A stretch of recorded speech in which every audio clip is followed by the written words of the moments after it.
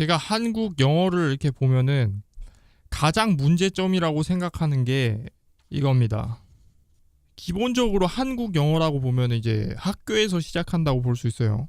학교에 보면 선생님이 한 명이 있고 학생이 여러 명 있어요. 약 한 20명 정도. 선생님은 한 명.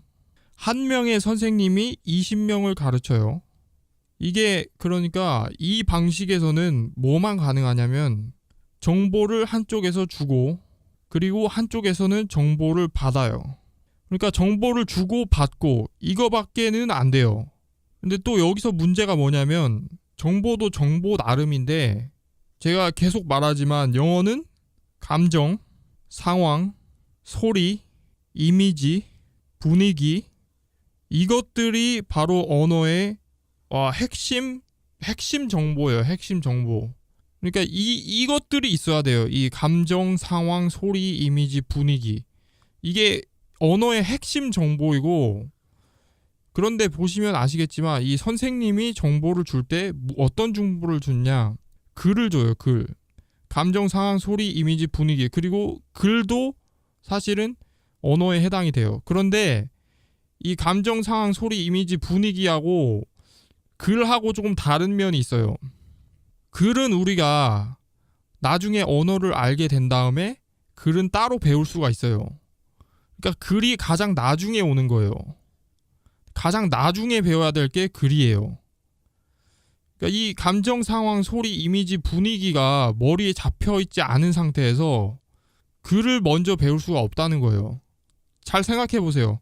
우리가 한국어를 배울 때 글부터 배웠나요? 아니면은 감정, 상황, 소리, 이미지, 분위기에 먼저 노출이 되고 이거를 파악을 한 다음에 그거를 바탕으로 글을 배웠나요?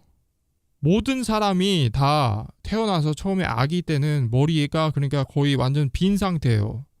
태어나서부터 처음에 이제 시작하는 게 눈을 이용해서 주변을 살피고 주변 정보를 파악하기 시작해요. 귀를 이용해서 주변 상황을 파악을 합니다. 소리 같은 거를 파악을 하고 뇌가 그거를 계산을 하죠.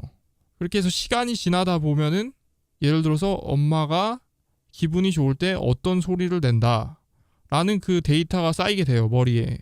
그러면 그 엄마가 웃는 모습 같은 게 있죠. 그 이미지가 머리에 또 담겨요. 그럼 상황과 소리와 이미지가 매치가 돼요. 아, 엄마가 그 소리를 낸다. 웃고 있다 엄마가. 엄마의 감정 상태가 이렇다 라는 게 감정 상태는 사실은 내 느낌이죠. 내가 받는 느낌. 그래서 이런 게 이제 데이터가 쌓이게 됩니다. 그리고 어떤 상황이 있겠죠. 뭐 텔레비에서 뭐 신나는 음악이 나오니까 엄마가 웃으면서 어떤 특정 말을 하면서 거기에 내 반응하는 감정이 이렇다. 그리고 분위기가 생성이 되겠죠. 자연스럽게. 그러다 보니까 이런 분위기가 연출이 된다. 라는 이 정보가 머리에 계속 쌓이게 돼요. 조금씩. 제가 언어 엔진이라는 거에 대해서 저번 에피소드에서 말했잖아요. 이 언어 엔진이 우리 머릿속에 있는 언어 엔진이 이거를 다 계산하기 시작합니다. 그러면서 큰 라이브러리가 있어요. 우리 뇌 속에 도서관이 있어요. 거기다가 막 저장을 하기 시작합니다. 정리해서 저장을 해요. 차곡차곡. 그러면은 어떤 소리가 발생을 했을 때 그 소리에 해당되는 상황과 감정과 이미지와 분위기가 머리에서 정말 0.1초도 안 되는 순간순간에 팍팍팍 떠오릅니다. 근데 뭐 머릿속에서 팍팍팍 그렇게 진행이 되는지 우리는 느낄 수가 없죠. 근데 머리에서는 그렇게 빠르게 진행이 되는 거예요. 그래서 제가 지금 말하면서 이런 많은 단어와 복잡한 문장으로 이렇게 말하지만 우리 머리는 귀로만 들었을 뿐이지만 제가 말하는 그 상황이나 소리나 분위기에 대한 걸 다 파악할 수가 있는 거예요.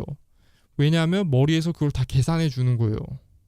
동물원이라는 걸 상상하는 순간 그 동물원에 있는 동물들 떠올리면은 그냥 그 동물원의 그 동물들 이미지가 떠오를 거예요. 처음에 그 뭐 동물들이 움직이는 모습이나 사람들이 동물들을 구경하고 있는 모습. 코끼리 이런 식으로 떠오르지 않습니다. 머리에 글이 떠오르지 않아요. 제일 먼저 떠오르는 게 이미지예요.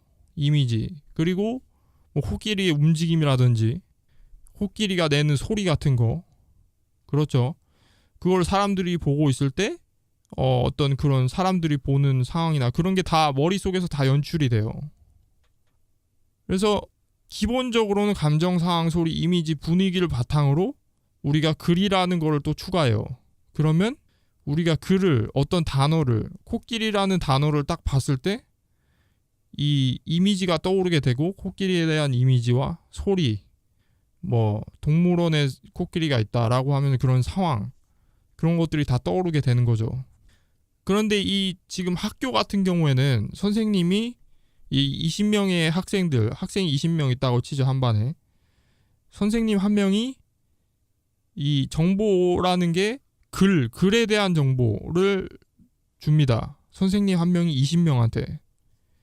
그러니까 선생님이 이 가장 핵심적으로 언어에서 가장 중요한 정보인 감정, 상황, 소리, 이미지, 분위기에 대한 정보는 주지 않고 이 나중에 배워도 될 이 글이라는 거에 대한 정보를 주는 거예요. 이렇게 되면은 어떻게 되겠어요? 제대로 안 되죠. 그러니까 언어 자체가, 이게 언어가 아닌데 이렇게 배우는 것 자체가.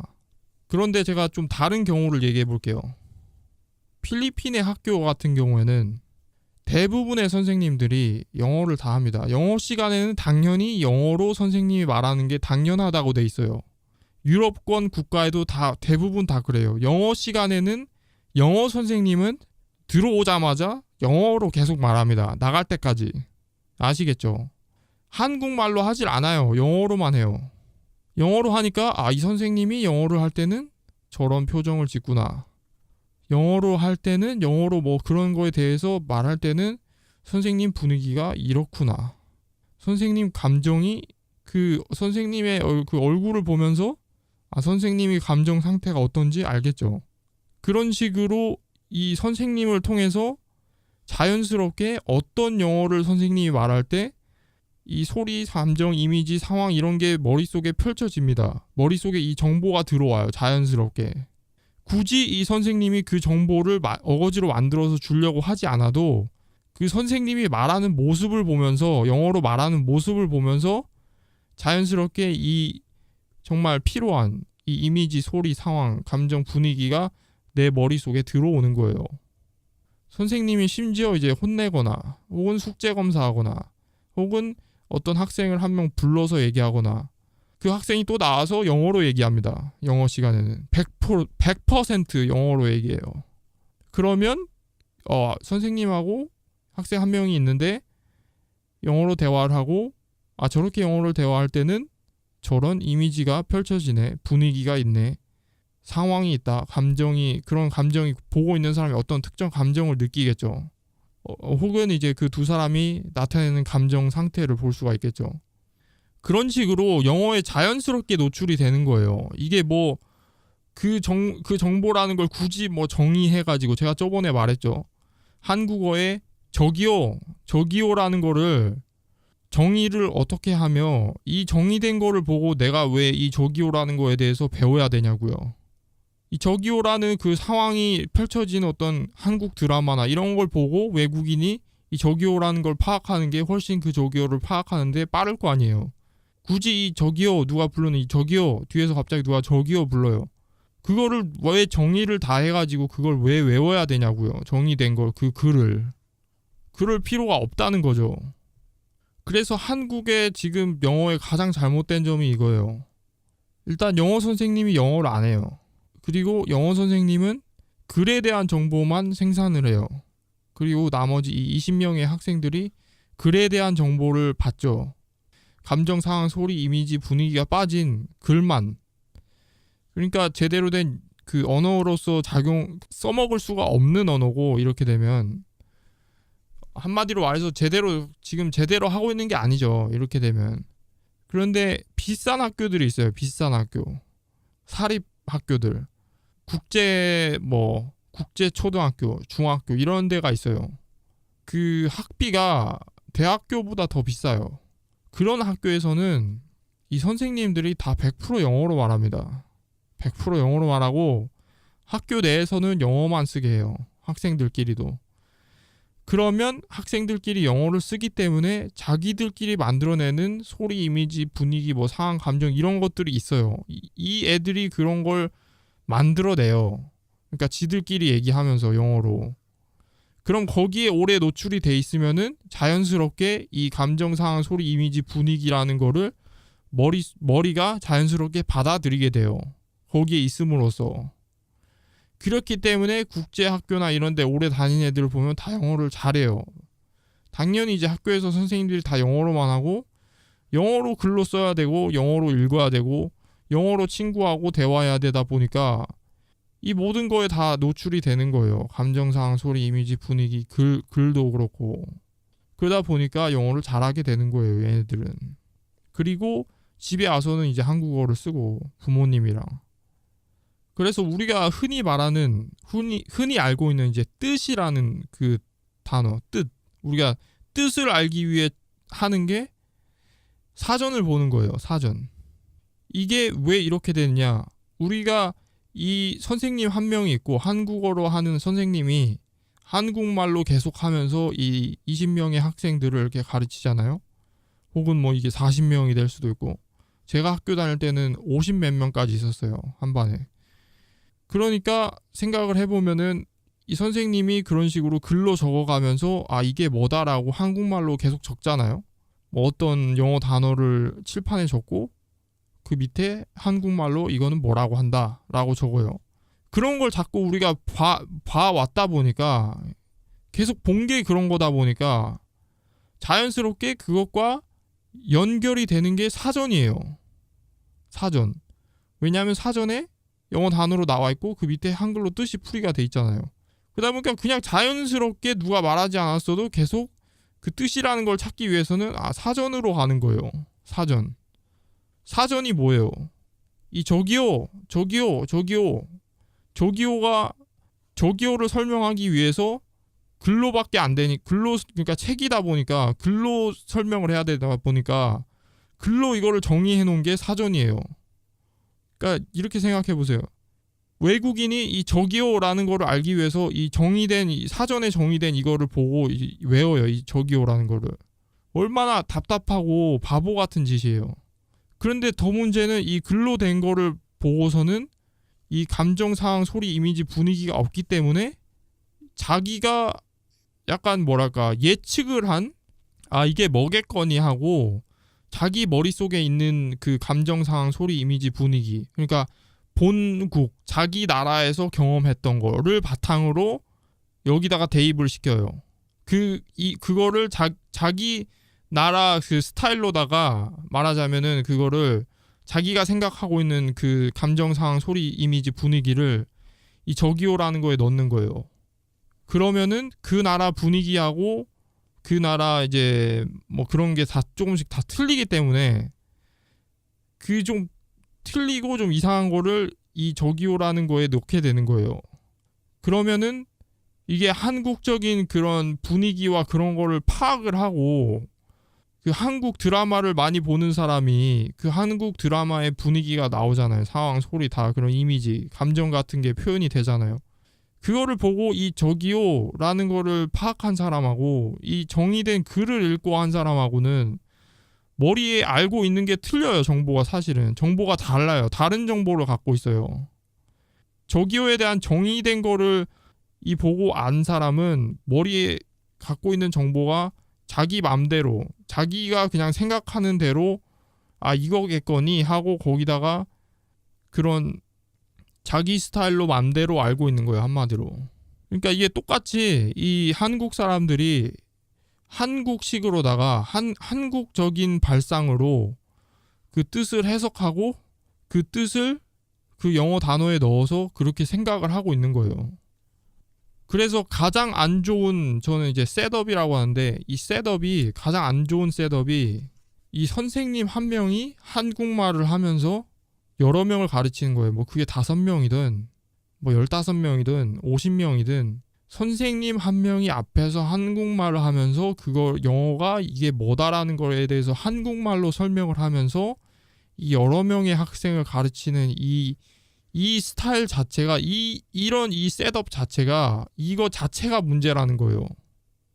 이런 상황에서는 이런 그 셋업에서는 영어를 배울 수가 없어요. 제대로. 이렇게 언어가 배워지지 않아요. 이런 식으로. 그러면 올바른 상황은 뭐냐? 올바른 셋업은 뭐냐? 올바른 셋업은 이거예요. 선생님이 아니라 나와 동등한 위치에 있는, 나와 레벨이 같은, 선생님은 나보다 레벨이 한 단계 높이 있잖아요. 전체 이 학생들보다 레벨이 높이에 있어요. 높아요, 레벨이. 그러니까 나와 레벨이 같은 친구겠죠. 친구거나 뭐 친구겠죠. 예, 친구. 레벨이 같으면 친구죠. 한국에서는. 친구이고 친구가 많이 알고 있어요. 많이 알고 있는 친구. 영어를 잘하는 친구라고 치죠. 영어를 잘하는 친구. 영어를 잘 알고 있는 친구와 자주 만나서 영어로 대화를 자주 해요. 그런데 이 친구가 한 명이 아니라 이 친구가 여러 명이에요. 주변에 이런 친구가 한 5명이 있어요. 다 영어로 해요. 나한테 자꾸 영어로 말하고 자기가 영어로 듣기를 원해요. 그럼 내가 영어로 말을 해야 될 수밖에 없겠죠. 이런 상황에 있으면은 이게 가장 좋은 상황입니다. 영어를 잘하기에 가장 좋은 상황이에요, 이게. 이런 상황을 생각해 보면은 결국 외국에 있어야 되겠죠. 외국에 있어야 이런 상황이 펼쳐지겠죠. 혹은 뭐 이태원에 가거나 혹은 뭐 외국인 친구를 많이 만들어야 되겠죠. 그러면 이런 상황을 만들어낼 수 있겠죠. 뭐 친구가 영어를 잘하는 친구가 5명이 아니라도 뭐 1명이거나 2명이라도 나한테 영어로 말하고 주고받고 이런 상황. 그래서 제가 말할 수 있는 건 이거예요. 영어는 선생님한테 배우는 게 아니라 친구한테 배우는 거예요. 친구. 그래서 제가 처음에 이제 1대1 영어 할 때 제가 가장 신경 썼던 게 뭐냐면은 이제 온라인으로 이제 스카이프 이용해서 하는 있죠. 스카이프 영어 할 때 가장 신경 썼던 게 친구 같은 선생님을 찾는 거였어요. 그러니까 선생님이라고 본인이 생각하면서 이렇게 막 본인을 이렇게 한 단계 레벨을 위로 올리는 사람이 있는가 하면은 선생님인데 친구 같은 사람이 있어요. 그러니까 굳이 자기가 선생님이라고 생각하지 않고 나와 마치 친구처럼 대화하는 거예요. 그냥 일상 대화나 뭐 그런 것들을 친구 같은 사이에서. 근데 이게 1대1 경우에만 이게 가능해요.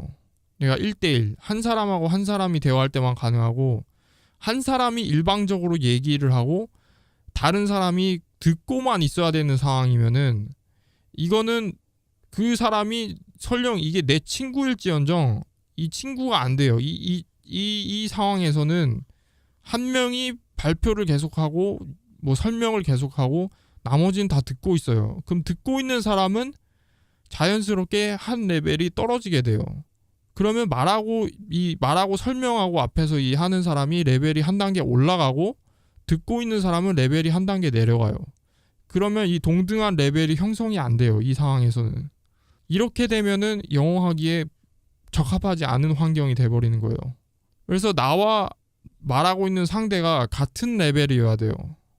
그래서 지금 제가 온쿱이라는 그 1대1 영어를 운영하고 있지만 제가 강사들한테 항상 얘기하는 게 그거예요. 베스트 프렌드가 되라. 베스트 프렌드가 되는 게 가장 좋은 방법이다. 다만 베스트 프렌드인데 굉장히 서포티브한 베스트 프렌드죠. 그러니까 서포티브. 굉장히 이렇게 뭔가 나를 위해서 존재하는 친구. 그런 친구. 그러니까 나를 위해서 나를 도와주는 친구.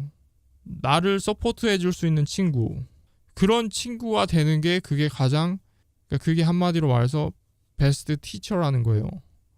친구 같이 이렇게 같은 레벨에 있지만 내가 필요할 때 이런 걸 주고 내가 예를 들어서 어떤 문장에 대해서 잘 이해가 안 되는데 그 문장을 이해하게끔 이 친구가 뭐 표정을 지어준다던가 아니면은 무슨 뭐 영상을 보내준다던가 그걸 이해할 수 있게 아니면은 좀 더 쉽게 설명을 해준다던가 그런 거를 잘 하는 친구 그리고 잘 들어줘라라고 제가 많이 해요.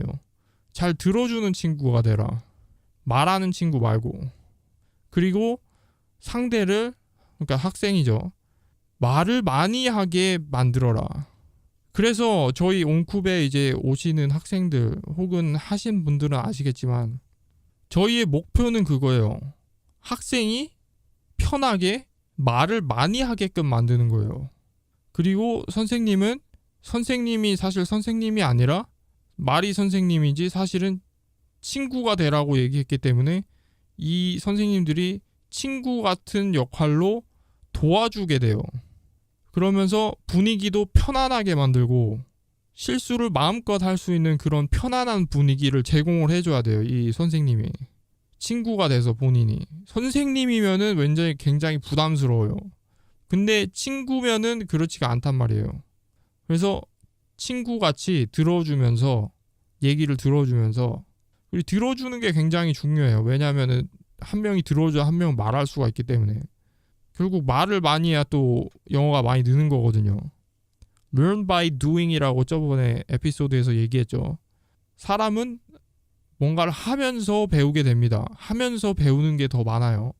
공부로 배우는 것보다 하면서 배우는 게 더 많다고요. 수영 교본을 1년간 본 사람, 수영을 직접 1년간 해본 사람, 수영을 직접 1년간 해본 사람이 하면서 더 많이 늘었을 겁니다. 그리고 실제로 수영을 해보면 실제로 수영을 1년간 한 사람이 훨씬 잘할 거예요. 수영을. 그것과 마찬가지입니다.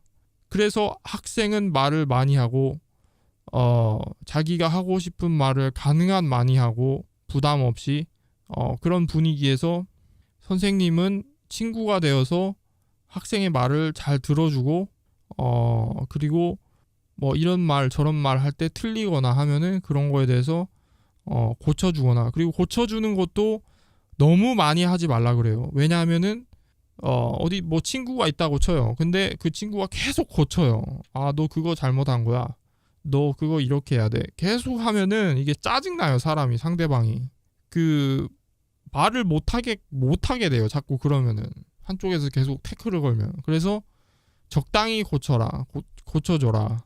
왜냐하면 그리고 그렇게 다 고쳐준다고 해서 그게 머리에 다 들어오지도 않아요.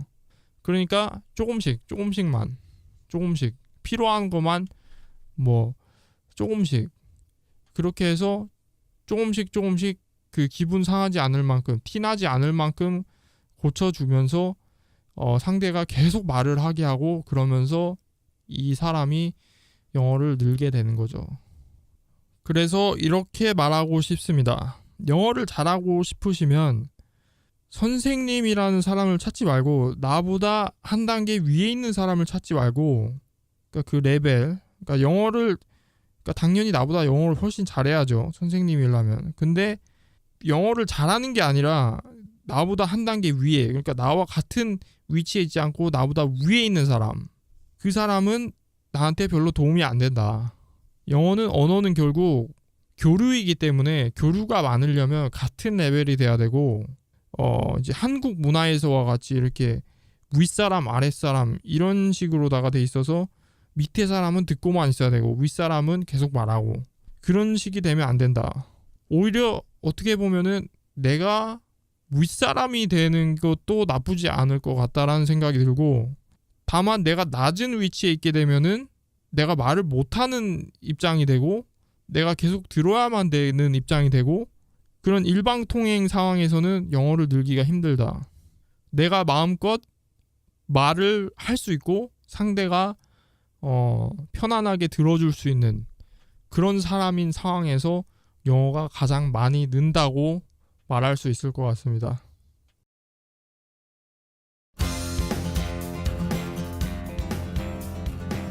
유익한 정보였나요? 그럼 구독 버튼 꼭 눌러주세요. 앞으로도 프레시하고 유니크한 정보 계속 업데이트하도록 하겠습니다. 그리고 네이버 검색창 말고 주소창에 oncub.com oncoup.com 무료 체험 기회 팍팍 드리고 있습니다. 최대 45분간 최대 3명의 강사분들과 100% 영어로 대화해 볼 수 있는 기회, 재미삼아서라도 꼭 한번 해보시기 바랍니다. I hope you guys sign up for oncoup.com. It's oncoup.com. cub.com. Bye.